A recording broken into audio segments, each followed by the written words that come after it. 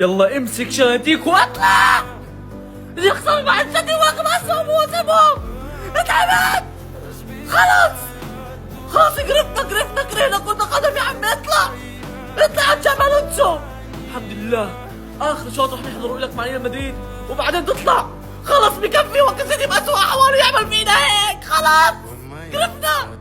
يعني ايه 2-1؟ يعني ايه اخرج الشوط الاول اللي انا شفته بعيني ده خسران؟ الشوط الاول بالنسبه لي اهو، ده الشوط الاول بالنسبه لي لحد الدقيقه 33 من احلى الاشواط اللي لعبها ريال مدريد من اول الموسم. اي مشجع في الدنيا ريال مدريد او غيره كان بيسال ليه رودريجو جماهير ريال مدريد بتحبه بمستواه الحالي السنه دي والسنه اللي فاتت. ده رودريجو، هو ده رودريجو اللي جماهير ريال مدريد بتحبه. والله العظيم ثلاثه مش فاهم لحد دلوقتي يعني ايه لما طلعت قبل الماتش اقول انا واثق في ريال مدريد ان هم يعملوا ماتش حلو، وحصل. ريال مدريد بيلعبوا ماتش عالمي، بيلعبوا كره نظيفه، بيطلعوا بالكره بطريقه نظيفه، بيدافعوا بطريقه نظيفه، وبيعملوا التحولات الهجوميه بطريقه نظيفه، وبيضغطوا في الثلث الاخير بطريقه نظيفه. دي اللي مش نظيفه. دقيقه 33 من بعد الدقيقه 33 دي كره مش نظيفه. ما ابتديت تسيب الكره لمانشستر سيتي ده اكبر غلط، ودي اكتر حاجه مش نظيفه. يا جماعه انا ما بحبش اتكلم على اللقطات التحكيميه، بس دي فاول، دي ضربه جزاء، دي ضربه جزاء اللي هو هالاند اصلا شارد روديجر ونازل بيه. دي يا جماعه ضربه جزاء. يا جماعه ازاي يا جماعه هو اللي نازل بيه اصلا هالاند. واللقطه دي عادي. روبن دياز واخد جوز لعيبه ونازل بيهم في ال 18 وما اتحسبتش اي حاجه ولا فاول ولا اي حاجه، وتسجل منها الهدف الاول وعدت وعاد. لحد امتى بقى يا جدعان الخرا ده؟ لحد امتى يا جدعان ريال مدريد اي كورنر عليه بضربه جزاء؟ لحد امتى ده هيبقى تصرفك مع الكرات الثابته؟ انا مش فاهم. كنت تلعبوا كره وحشه يا عم وتخسروا، لكن بتلعب كره حلوه وتخسر وتضايقنا ليه؟ حرام اقسم بالله مجهود الراجل ده يروح على الفاضي ونخسر ماتش زي ده.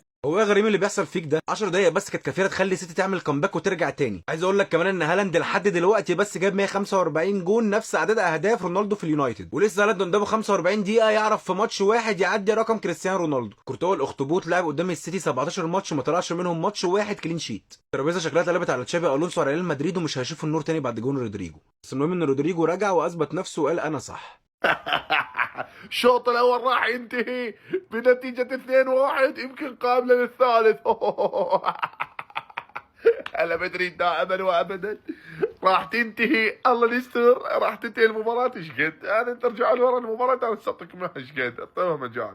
ايوه يا شيخ، نهاية الشوط الاول بريمونتادا من 1-0 لهم ل 2-1 لنا. نجم الشوط الاول هو اكثر لاعب كنت اتمناه يبرز في مباراة كبيرة والكل يتابعه، اللي هو اورايلي. الحين الكل شافك يا اورايلي وشاف كيف جالس تبني هجمات خرافية وسجلت هدف. النتيجة الان 2-1 ولا زال السيتي قادر انه يسجل 4 زي ما انا قلت. بس بشكل عام الشوط صراحة كان شوط سيء. صح فزنا وهذا من حسن حظنا ان احنا فزنا في الشوط الاول، لسه ما فزنا بس تقدمنا على مدريد. بس بشكل عام المستوى اللي انا شفته من الفريق كمنظومه غير مرضي. بس باذن الله متفائل انه الشوط الثاني باذن الله السيتي صح ويلعب صح. كمون سيتي، نشوفكم في الشوط الثاني ان شاء الله. عليكم تابعوا ونشوفكم على خير ان شاء الله. السلام.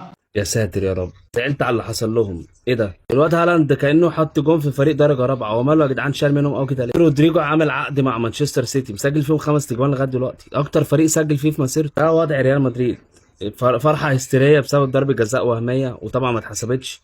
مبابي مش موجود، الفريق مش موجود. سيتي راحت مترقعه له بس وقال لك يلا ياض بلا خاله بلا ماله بره. شوف الحكم المرتشي يحسب البلنتي حقه وما يحسب بلنتي هنا. شوفوا كيف اسينسيو تم المسك عنده ما حسب لنا بلنتي بس يحسب بلنتي. يا اخي اقسم بالله ظلم وحرام، اقسم بالله يا اخوان الفيفا يكرهنا والله، ظلم وحرام اقسم بالله.